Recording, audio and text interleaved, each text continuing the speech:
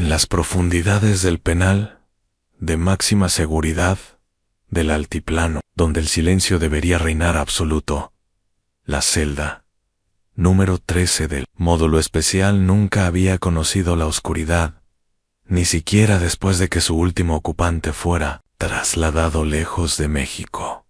Muy lejos. Ramiro Castañeda había trabajado durante 15 años como guardia de seguridad en el centro penitenciario más temido del país. Había visto criminales de toda clase, había escuchado confesiones susurradas en la madrugada y había sido testigo de los secretos más oscuros que albergaban esos muros de concreto armado. Pero nada, absolutamente nada, lo había preparado para lo que descubriría en los últimos meses antes de su retiro forzoso. Era una noche de febrero, particularmente fría, cuando Ramiro fue asignado al turno nocturno del pasillo subterráneo, que albergaba las celdas de máxima seguridad. El aire viciado se mezclaba con el olor a humedad y metal oxidado que caracterizaba ese sector del penal. Las luces fluorescentes parpadeaban con un zumbido constante, creando sombras danzantes en las paredes de concreto desnudo. La celda 13 había quedado vacía hacía apenas 3 semanas. Su anterior ocupante, un hombre que había sembrado el terror en todo el país, había sido extraditado a Estados Unidos en medio de un operativo que involucró a cientos de agentes federales. Sin embargo, esa celda parecía resistirse a aceptar su nuevo estado de abandono. Mientras Ramiro caminaba por el pasillo, realizando su ronda de rutina, notó algo extraño. A pesar de que todas las celdas del módulo tenían sus luces apagadas según el protocolo nocturno, un resplandor tenue, pero constante, emanaba de la celda 13. Se acercó al vidrio blindado, de 15 centímetros de grosor, y observó el interior con detenimiento. La luz no provenía de ninguna lámpara visible. Era como si las paredes mismas irradiaran una luminosidad blanquecina y fantasmal que hacía que todo el espacio interior fuera perfectamente visible. Ramiro revisó el panel de control eléctrico del pasillo y confirmó que la corriente hacia esa celda había sido cortada días atrás. ¿Cómo era protocolo cuando una celda quedaba desocupada? Debe ser un reflejo de alguna otra luz, se dijo a sí mismo, tratando de encontrar una explicación racional. Pero mientras observaba más atentamente, su sangre se heló en el reflejo del vidrio blindado, justo detrás de su propia imagen. Distinguió una figura encapuchada que no correspondía a nadie que estuviera físicamente presente en el pasillo. Se volteó bruscamente, pero no había nadie más. El pasillo estaba completamente vacío, iluminado únicamente por las luces de emergencia que creaban círculos amarillentos cada 10 metros. Cuando regresó su mirada al vidrio, la figura había desaparecido, pero la celda seguía brillando con esa luz inexplicable. Durante las siguientes noches, Ramiro comenzó a documentar mentalmente cada anomalía. La luz de la celda 13 nunca se apagaba, sin importar que el interruptor principal del módulo fuera desactivado completamente. Además, había comenzado a escuchar sonidos en un murmullo constante, como si alguien estuviera rezando en voz baja, aunque las cámaras de seguridad confirmaban que la celda estaba completamente vacía. Fue Elena Morales, la enfermera del turno nocturno, quien le confirmó que no estaba perdiendo la razón. Elena llevaba 8 años trabajando en el penal y había desarrollado una reputación de mujer práctica y escéptica. Sin embargo, cuando Ramiro le comentó sobre los extraños sucesos, ella palideció visiblemente. Yo también he escuchado los rezos, le confesó Elena una noche mientras preparaba medicamentos en la enfermería. Al principio pensé que venían de alguna de las otras celdas, pero he verificado y todas están completamente silenciosas. El sonido definitivamente viene de la celda 13, como si alguien estuviera dentro, recitando oraciones en latín. Elena había intentado grabarlo con su teléfono personal, pero cada vez que se acercaba lo suficiente como para captar el audio, su dispositivo se apagaba misteriosamente o la batería se agotaba por completo, sin importar cuánta carga hubiera tenido minutos antes. La situación se intensificó cuando Martín Herrera, el técnico eléctrico del penal, fue llamado para revisar el sistema eléctrico de la celda 13. Martín era un hombre meticuloso, con más de 20 años de experiencia en instalaciones eléctricas complejas. Había trabajado en hospitales, centros comerciales e incluso en otros penales, pero nunca había encontrado algo que desafiara tan completamente su comprensión técnica. «Es imposible», murmuró Martín mientras revisaba el cableado por tercera vez. «He desconectado físicamente todos los cables que alimentan esa celda. He cortado la línea principal. He desactivado los circuitos de respaldo. Incluso he retirado los fusibles. No hay ninguna fuente de energía eléctrica que pueda estar alimentando esa luz». Para demostrar su punto, Martín había traído un multímetro profesional y había verificado que no había flujo de corriente hacia la celda. Sin embargo, al observar a través del vidrio blindado, la luminosidad persistía, tan constante e inexplicable como siempre. «Es como si la luz viniera de otro lugar», comentó Martín, limpiándose el sudor de la frente, a pesar del frío del pasillo subterráneo, como si no dependiera de nuestro sistema eléctrico en absoluto.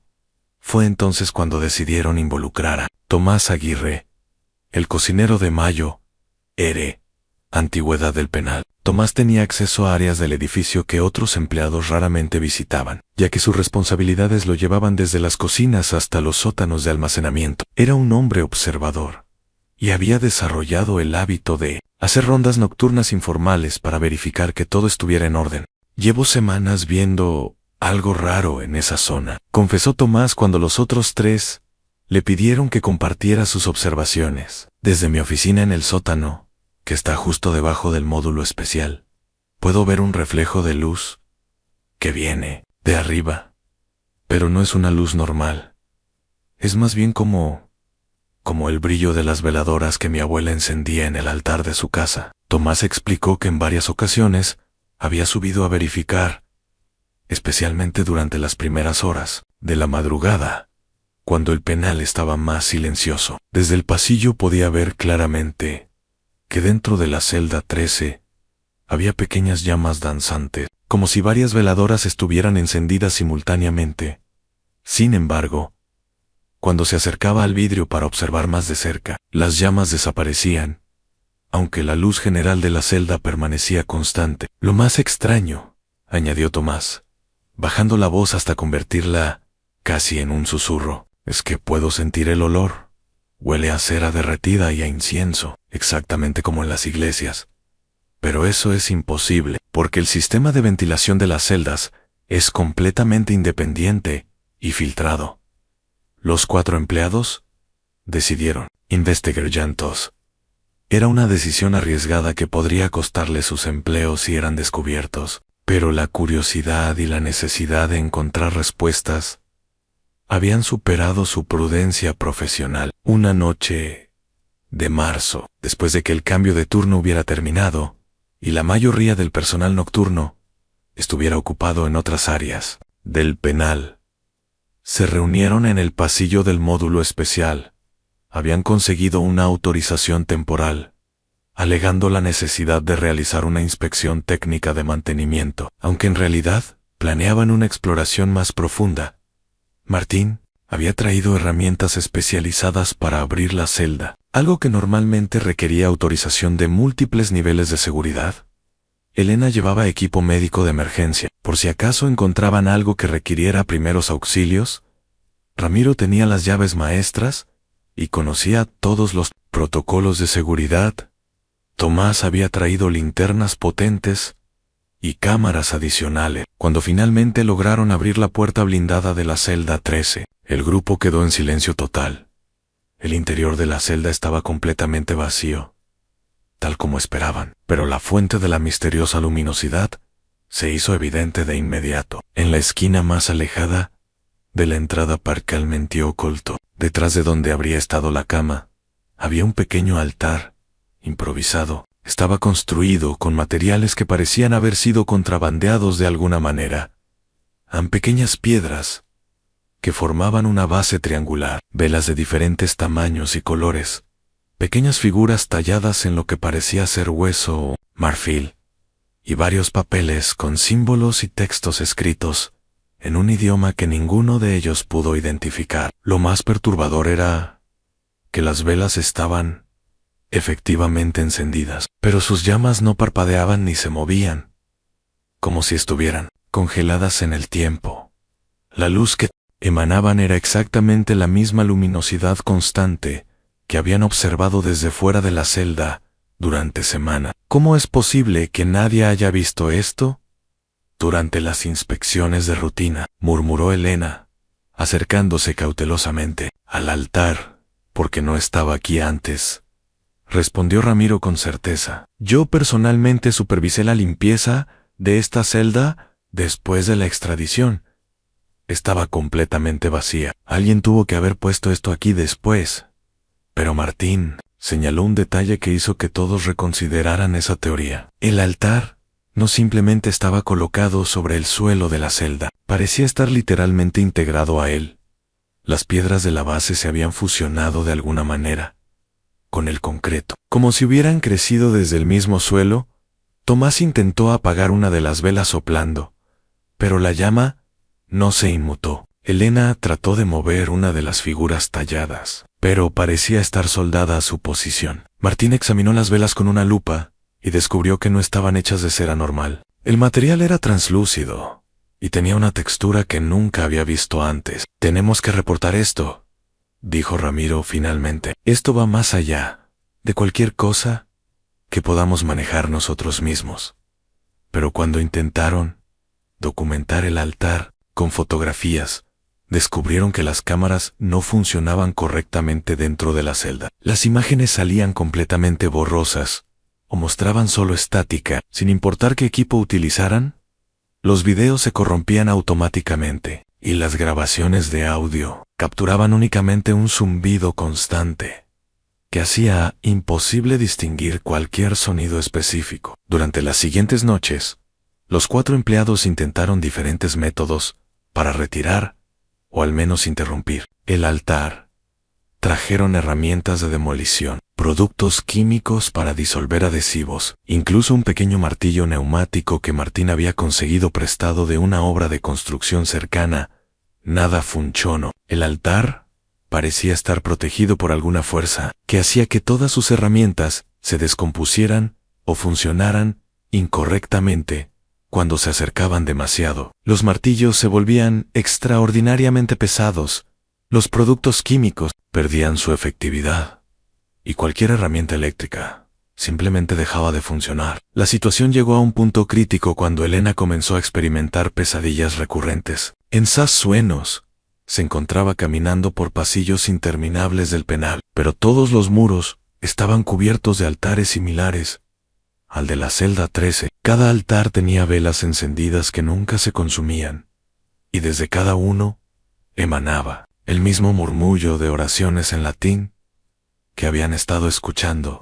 No puedo seguir con esto, le confesó Elena a Ramiro después de una semana particularmente difícil. He comenzado a escuchar esos rezos, incluso cuando estoy en casa. Anoche desperté y mi esposo me dijo que había estado murmurando en latín durante horas, pero yo no recuerdo nada de eso. Martín también había comenzado a experimentar efectos secundarios. Sus herramientas de trabajo en casa habían comenzado a funcionar incorrectamente y había encontrado pequeñas figuras talladas, idénticas a las del altar, apareciendo misteriosamente en su caja de herramientas y en los cajones de su cocina.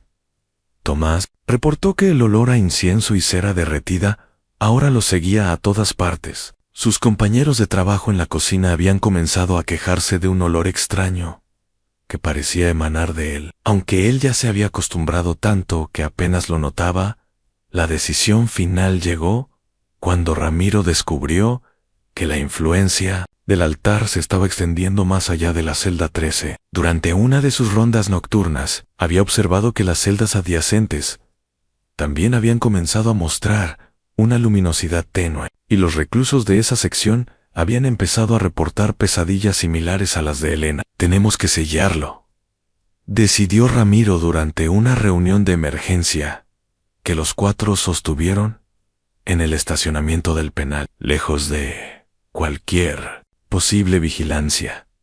No podemos retirarlo, no podemos apagarlo, pero tal vez podamos contenerlo. Su plan era simple pero arriesgado. Utilizarían concreto desecado rápido para sellar completamente el interior de la celda 13, creando efectivamente una tumba para el altar. Martín había calculado que necesitarían aproximadamente 2 toneladas de material. Tendrían que trabajar durante toda una noche para completar el proyecto antes de que llegara el turno matutino. La noche elegida fue un viernes de abril, cuando el personal nocturno era mínimo debido a los recortes presupuestales. Habían conseguido el concreto y el equipo necesario, alegando un proyecto de reparación de emergencia en otra área del penal. Todo salió según lo planeado hasta que comenzaron a verter el concreto. En el momento en que el material hizo contacto con el altar, una vibración profunda comenzó a emanar desde el suelo de la celda. No era un sonido que pudiera escucharse normalmente. Era más bien algo que se sentía en los huesos, como si el mismo edificio estuviera gimiendo. Las velas del altar, que habían permanecido inmóviles durante semanas, súbitamente comenzaron a crecer en intensidad. Su luz se volvió tan brillante que los 4 hombres tuvieron que ponerse gafas de soldadura para poder continuar trabajando. El murmullo de oraciones se intensificó hasta convertirse en algo parecido a un coro, aunque seguía siendo imposible distinguir voces individuales. A pesar de todo, persistieron. Continuaron vertiendo concreto hasta que el altar quedó completamente cubierto, hasta que la celda entera estuvo llena hasta el techo. La vibración gradualmente disminuyó, el brillo se desvaneció y finalmente, por primera vez en meses, la celda 13 quedó en completa oscuridad. Los 4 empleados permanecieron en silencio durante varios minutos, observando el resultado de su trabajo. La celda ahora parecía ser simplemente un bloque sólido de concreto, indistinguible de cualquier otra área sellada del edificio. Sin embargo, su alivio duró poco.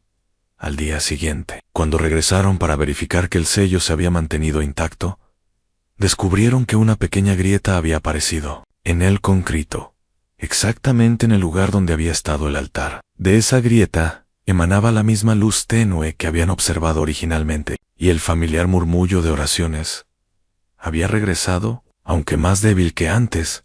Ramiro solicitó su retiro inmediatamente después de ese descubrimiento. Elena se transfirió a otro penal en un estado diferente. Martín renunció y se mudó al extranjero con su familia. Tomás simplemente dejó de presentarse al trabajo un día y nunca más se supo de él. La celda 13 del penal del Altiplano oficialmente permanece sellada, según los registros administrativos, pero los empleados actuales del turno nocturno reportan que la luz ha regresado, más brillante que nunca, y en las madrugadas más silenciosas. Cuando el viento nocturno sopla a través de los pasillos subterráneos, aún pueden escucharse oraciones susurradas en latín, emanando de una celda que oficialmente ya no existe.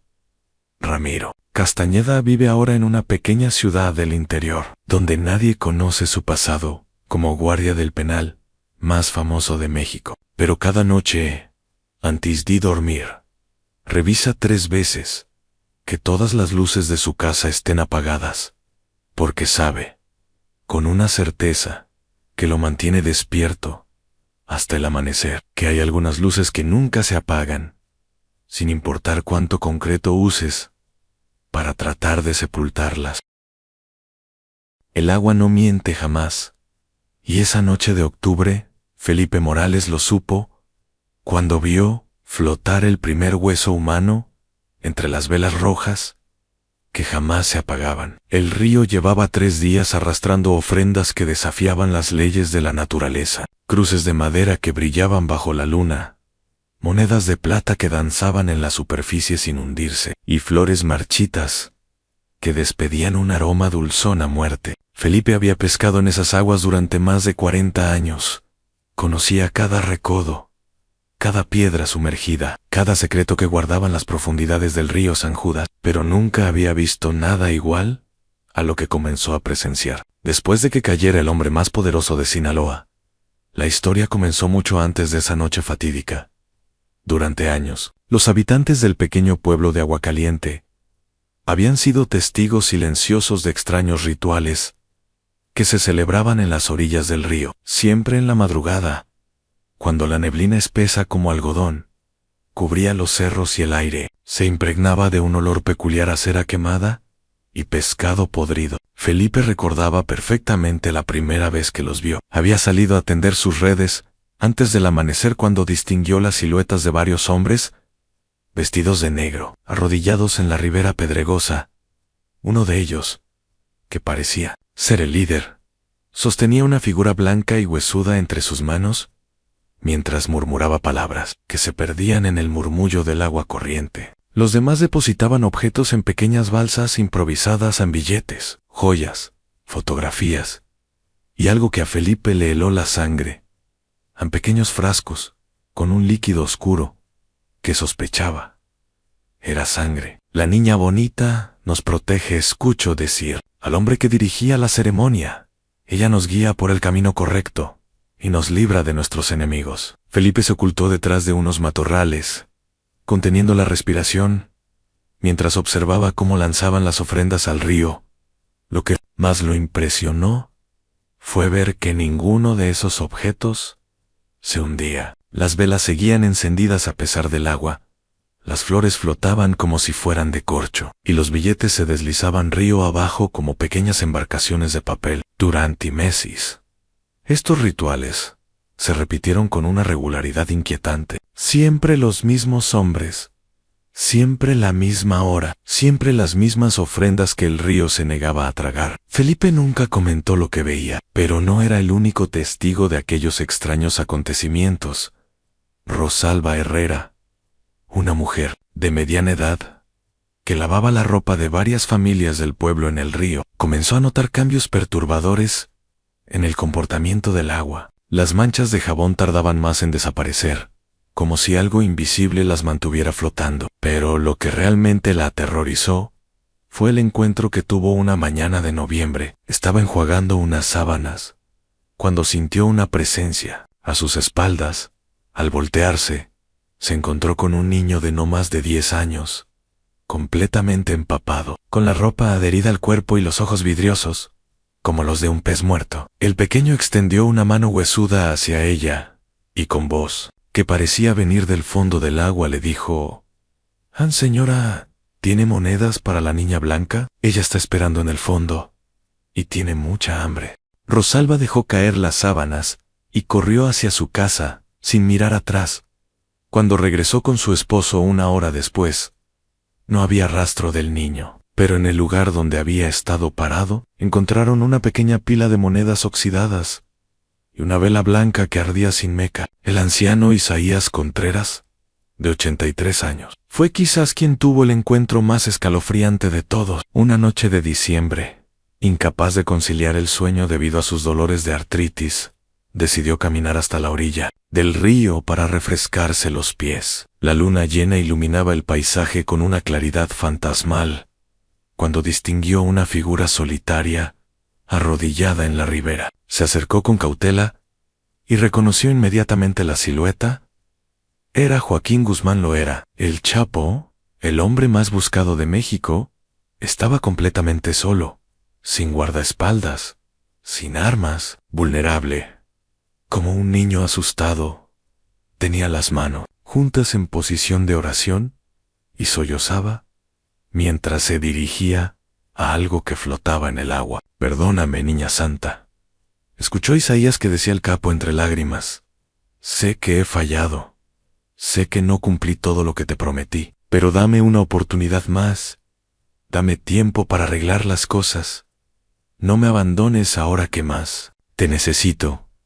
El anciano se quedó paralizado al ver cómo el hombre más temido del país rogaba como un desesperado a una aparición que solo él parecía ver. Guzmán sacó de su camisa un amuleto dorado con la figura de la Santa Muerte y lo besó antes de arrojarlo al río. El objeto se hundió inmediatamente. A diferencia de todas las demás ofrendas que Felipe había visto flotar, «Está consumado», murmuró el Chapo antes de levantarse y desaparecer entre la neblina.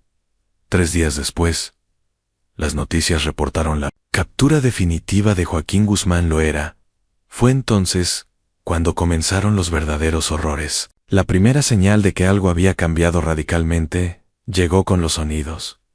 Cada noche, cuando el pueblo se sumía en el silencio, desde el río comenzaron a escucharse lamentos desgarradores que helaban la sangre. No eran voces humanas, sino algo mucho más primitivo y aterrador en gemidos que parecían surgir desde las profundidades del inframundo. Felipe, que vivía en una cabaña cercana a la orilla, fue el primero en escucharlos. Al principio pensó que se trataba de algún animal herido, pero pronto se dio cuenta de que los sonidos tenían un patrón, una cadencia que sugería lenguaje. Era como si alguien estuviera reclamando algo, exigiendo el cumplimiento de una promesa. «Guzmán, Guzmán, ¿dónde están mis ofrendas?». La voz se repetía noche tras noche, cada vez más fuerte, cada vez más insistente, y con ella llegaron las apariciones. Mateo Salazar, un joven de 23 años que trabajaba como mecánico en el pueblo, fue el primero en ver a las figuras, encapuchadas, una madrugada, mientras regresaba de una celebración en el pueblo vecino. Decidió tomar el atajo que bordeaba el río. La neblina era tan espesa que apenas podía ver sus propios pies, pero distinguió varias siluetas moviéndose en la orilla. Se acercó curioso y vio una docena de figuras vestidas con túnicas blancas, todas con el rostro oculto bajo capuchas profundas. Caminaban en fila india por la ribera, con velas encendidas en las manos, y parecían buscar algo en el agua. Mateo se ocultó detrás de un árbol y observó fascinado cómo las figuras se detuvieron frente a una pequeña ensenada. Una de ellas, que parecía ser la líder, alzó los brazos al cielo y gritó con voz que no era de este mundo: «El pacto ha sido roto, las promesas no fueron cumplidas, la deuda debe ser pagada». Las demás figuras comenzaron a caminar hacia el agua. Mateo esperaba verlas detenerse en la orilla, pero para su horror, siguieron avanzando hasta que el río las tragó completamente. Una a una se hundieron, sin hacer el menor ruido, y las velas que llevaban en las manos siguieron brillando bajo el agua hasta desaparecer en la negrura del fondo. El joven salió corriendo hacia su casa, pero la curiosidad pudo más que el miedo. Al día siguiente regresó al mismo lugar y encontró algo que cambiaría su destino para siempre: a un amuleto dorado con la figura de la Santa Muerte, idéntico al que había visto arrojar al Chapo semanas atrás. Mateo cometió el error de recogerlo. Esa misma noche, el joven comenzó a tener pesadillas terribles. Soñaba que caminaba por un túnel subterráneo, lleno de huesos y calavera, mientras una voz femenina le susurraba al oído: «Ana, ahora me perteneces. Eres parte del río, parte de mi reino. Debes traerme más almas, más ofrendas, más devotos». Los sueños se volvieron cada vez más vívidos y perturbadores. Mateo comenzó a caminar sonámbulo hacia el río todas las noches, siempre con el amuleto apretado en el puño. Su familia notó que perdía peso rápidamente. Chiuso yo sei, volvían vidriosos, como los del niño que había visto Rosalba, y que murmuraba constantemente sobre cumplir la promesa a la niña bonita. Una semana después de encontrar el amuleto, Mateo Salazar desapareció sin dejar rastro. Lo único que encontraron fue su ropa, perfectamente doblada en la orilla del río, y el amuleto dorado, que brillaba bajo el agua sin hundirse jamás. Felipe supo entonces que el río había cobrado su primera víctima, después de la caída del Chapo. Pero no sería la última. La Santa Muerte había perdido a su devoto más poderoso, y ahora buscaba reemplazos entre la gente del pueblo. Las apariciones se volvieron más frecuentes y aterradoras. Rosalba comenzó a ver al niño empapado todas las mañanas, siempre pidiendo monedas para la niña blanca. Y cada vez que alguien le daba algo, esa persona comenzaba a tener pesadillas similares a las de Mateo. Isaías contaba, a quien quisiera escuchar, que había visto al propio Chapo caminando por la ribera, pero ya no como el hombre orgulloso y poderoso de antes. Ahora era una sombra demacrada que arrastraba cadenas invisibles y gemía de dolor mientras buscaba desesperadamente el amuleto que había arrojado al río. Hizo un pacto con la muerte, repetía el anciano. Le entregó su alma a cambio de poder y protección. Pero cuando cayó preso, no pudo cumplir su parte del trato. Ahora ella viene a cobrar lo que le debe y no se conformará solo con él. Felipe sabía que el anciano tenía razón. Cada noche, los lamentos desde el río se volvían más insistentes, y las figuras encapuchadas aparecían con mayor frecuencia. Pero lo que más lo aterrorizaba era la certeza de que la Santa Muerte no se detendría hasta tener suficientes almas para reemplazar la pérdida de su devoto más valioso. El pescador había notado otros cambios inquietantes en el río. Los peces que capturaba tenían los ojos blancos y sabían a ceniza. Las plantas acuáticas se habían vuelto negras y despedían un olor nauseabundo. Y en las noches de luna nueva, el agua parecía hervir sin razón aparente, como si algo monstruoso se agitara en las profundidades. Una madrugada de marzo, Felipe despertó al escuchar golpes en la puerta de su cabaña. Cuando abrió, se encontró con Rosalba, que temblaba de terror y tenía los ojos enrojecidos por las lágrimas. Felipe le dijo con voz quebrada: «Mi hijo de 12 años ha desaparecido. Esta mañana encontré su ropa en la orilla del río, junto a una pila de monedas oxidadas y una vela blanca encendida». El pescador sintió que se le helaba la sangre. Sabía que había llegado el momento de enfrentar la verdad. El río había elegido a su segunda víctima, y no se detendría hasta que alguien pagara la deuda del Chapo. El río seguirá cobrando hasta que la deuda esté saldada, y cuando el Chapo pague, finalmente, lo que me debe, todos mis nuevos devotos regresarán conmigo al reino de los muertos. Desde esa noche, Felipe sigue viviendo en su cabaña, junto al río. Pero ya no es el mismo hombre. Ha envejecido décadas en pocos meses. Su cabello se ha vuelto completamente blanco, y sus ojos tienen el mismo aspecto vidrioso que tenía Mateo antes de desaparecer. Cada amanecer sale a pescar, pero ya no captura peces. En sus redes solo encuentra huesos, monedas oxidadas y pequeños objetos personales de las personas que han desaparecido. Y cada noche escucha las voces que lo llaman desde el agua, invitándolo a unirse a los devotos eternos de la niña bonita. El pueblo de Aguacaliente se ha convertido en un lugar fantasma. Las familias han huido a otros estados, las casas están abandonadas, y solo quedan los más ancianos y los más pobres, aquellos que no tienen a dónde ir. Pero Felipe permanece como un guardián silencioso que mantiene vigilia sobre el río de las ofrendas. Sabe que mientras él esté allí, la Santa Muerte no podrá reclamar más almas del pueblo. Es su sacrificio personal, su manera de proteger a los que no pueden protegerse solos.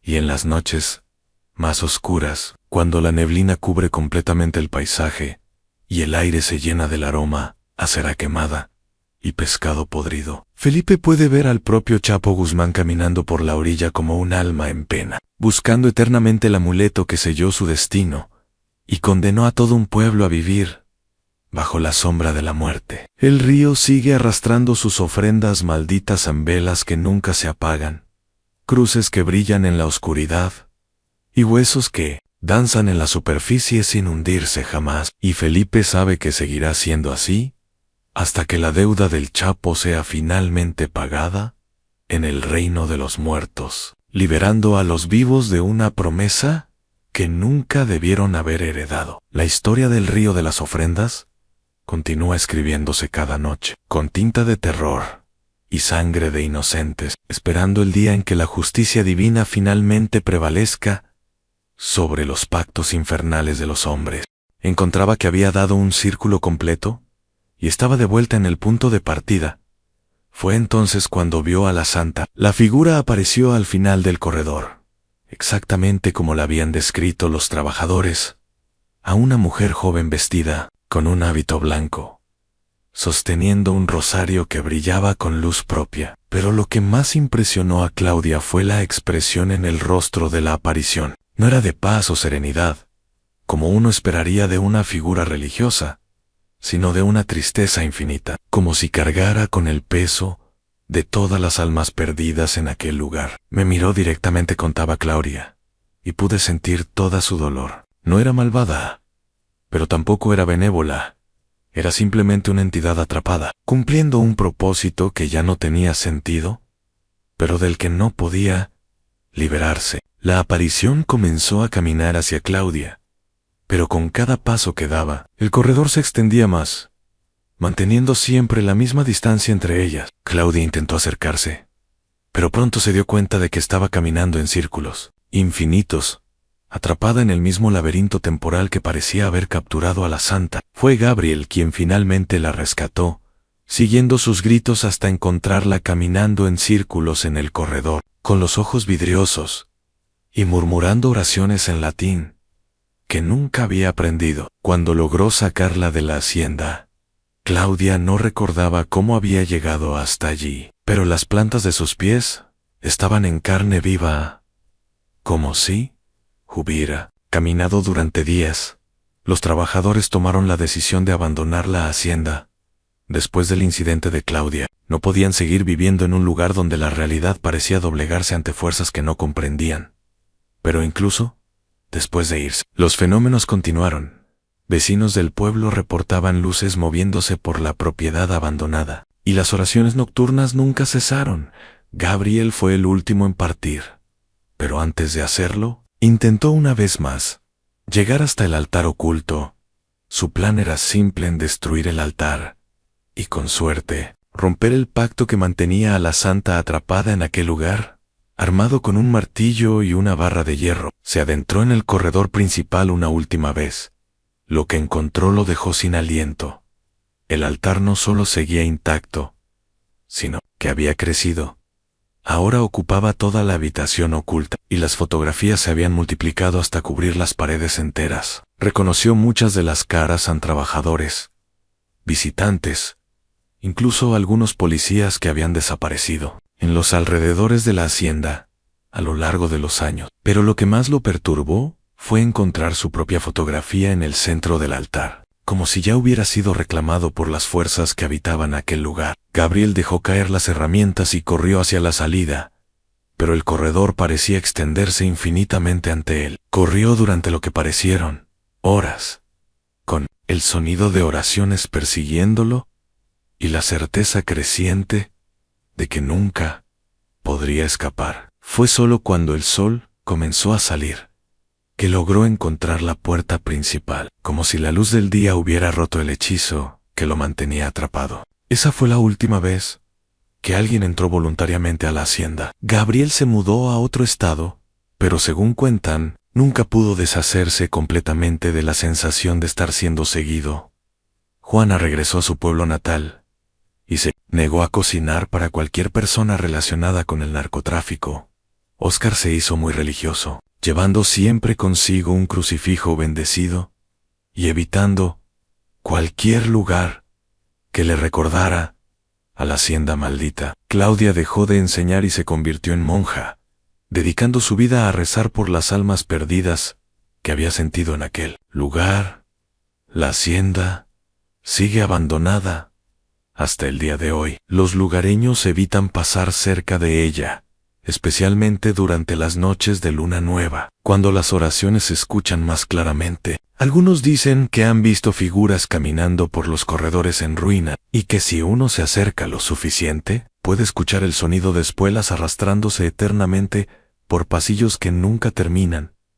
La leyenda dice que, mientras el altar permanezca oculto en las entrañas de la hacienda, la santa continuará su vigilia eterna, rezando por almas que nunca encontrarán descanso, y caminando por un corredor que no tiene fin. Y según Gabriel, quien a pesar de los años, nunca pudo olvidar lo que vio en aquel lugar, el pacto sigue vigente, esperando a que alguien sea lo suficientemente valiente o lo suficientemente tonto como para intentar romperlo una vez más.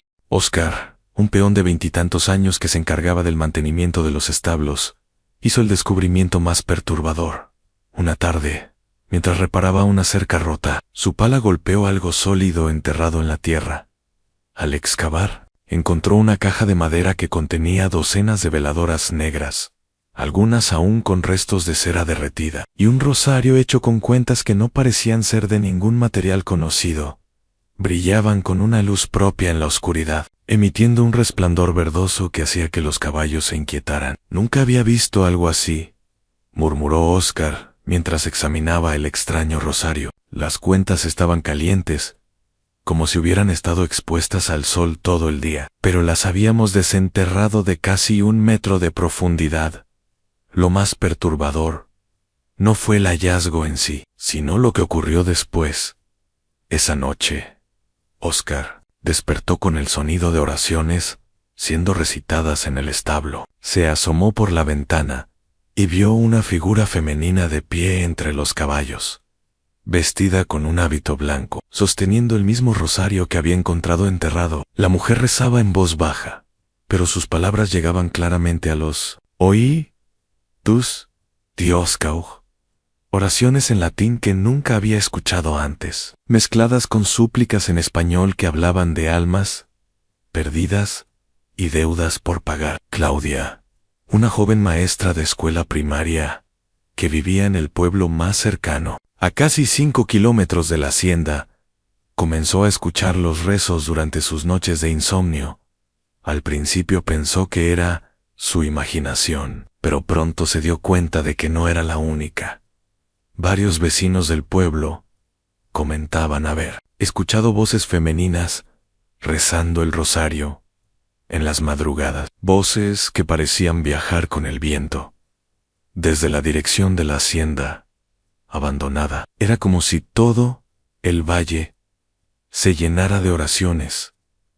Recordaba Claudia, años después, voces de mujeres, jóvenes y viejas, recitando Avemarías y Padre Nuestros, con una desesperación que se te metía hasta los huesos. Mi abuela decía que eran las ánimas de las mujeres que habían muerto por causa del narcotráfico, rezando por la salvación de las almas perdidas. La teoría de que Amado Carrillo había dejado algún tipo de pacto sobrenatural en la hacienda comenzó a tomar forma cuando Gabriel encontró el altar. Había estado siguiendo a uno de los caballos más nerviosos, un semental negro que se escapaba constantemente hacia la parte más alejada de la propiedad, cuando descubrió una habitación oculta detrás de lo que parecía ser solo otro muro de adobe.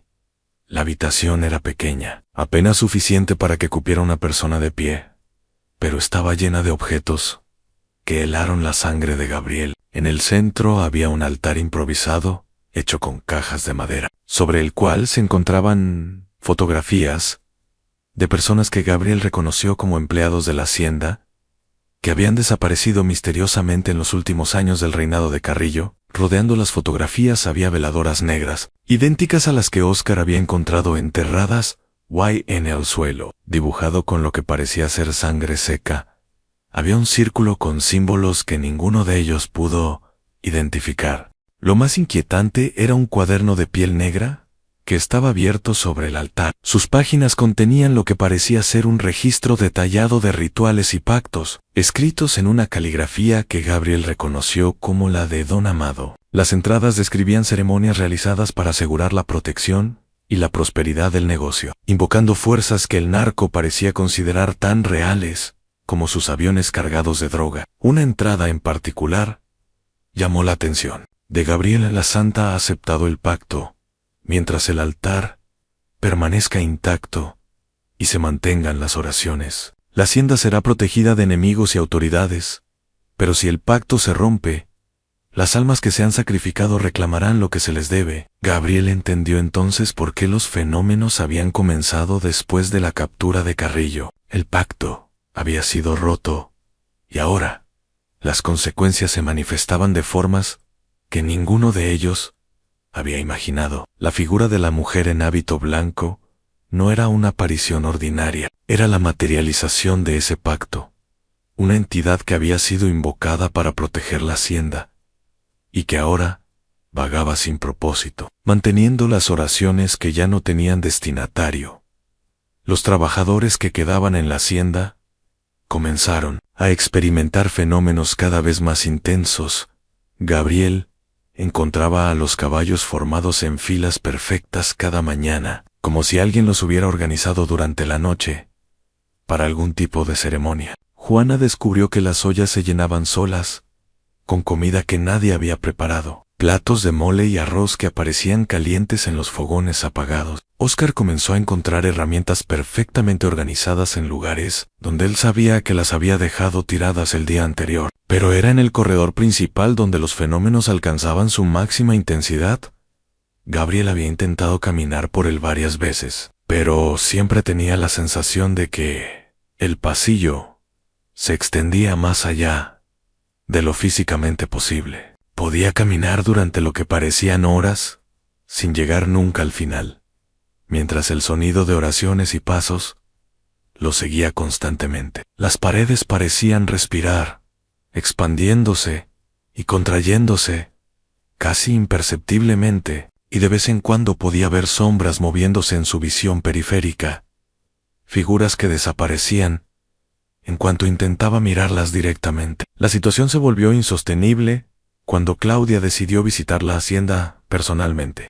Como maestra, tenía cierta educación y pensó que podría encontrar una explicación racional para los fenómenos que atormentaban a los trabajadores. Lo que encontró la convenció de que algunas fuerzas van más allá de cualquier explicación lógica. Entré por la puerta principal, recordaba Claudia, y inmediatamente sentí que no estaba sola. No era solo la sensación de ser observada. Era como si toda la casa estuviera llena de personas invisibles. Podía escuchar conversaciones en voz baja, pasos en el piso superior, puertas abriéndose y cerrándose en habitaciones que sabía que estaban vacías. Claudia intentó llegar hasta el altar que Gabriel había descrito, pero el corredor principal parecía jugar trucos con su percepción. Cada vez que creía estar acercándose al final, Gabriel había visto muchas cosas extrañas en sus 40 años cuidando caballos, pero nada lo preparó para aquella noche cuando los cascos de los animales empezaron a resonar en perfecta sincronía, con pasos que nadie daba. 1995. Apenas 3 meses después de que capturaran al patrón de los cielos, y la hacienda ya no era la misma.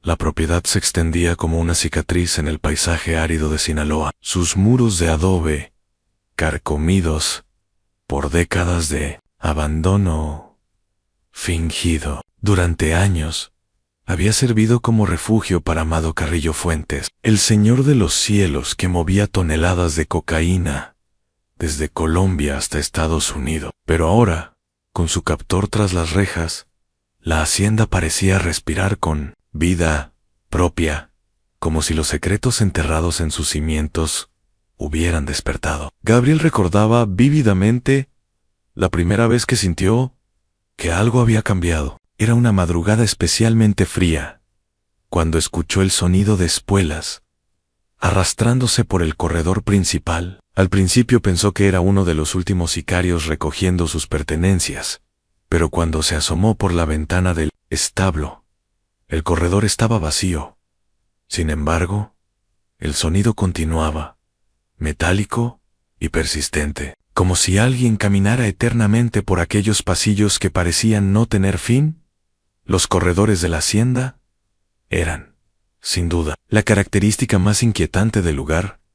Construidos en forma de laberinto, se extendían por toda la propiedad, conectando habitaciones que nunca debieron existir juntas. Algunos llevaban a patios interiores donde los magueyes crecían salvajes entre escombros de cemento. Otros simplemente terminaban en muros ciegos, como si el arquitecto hubiera perdido el rumbo en medio de la construcción. Pero había uno en particular, el corredor principal, que parecía extenderse infinitamente hacia las entrañas de la casa. Grande Juana, la cocinera que había trabajado para el patrón durante 5 años, fue la primera en reportar las anomalías en la cocina. Mujer robusta de 50 años, con manos curtidas por décadas de trabajo, No era alguien que se asustara fácilmente, pero cuando los platos comenzaron a desaparecer de las mesas sin explicación, incluso ella empezó a dudar de su cordura.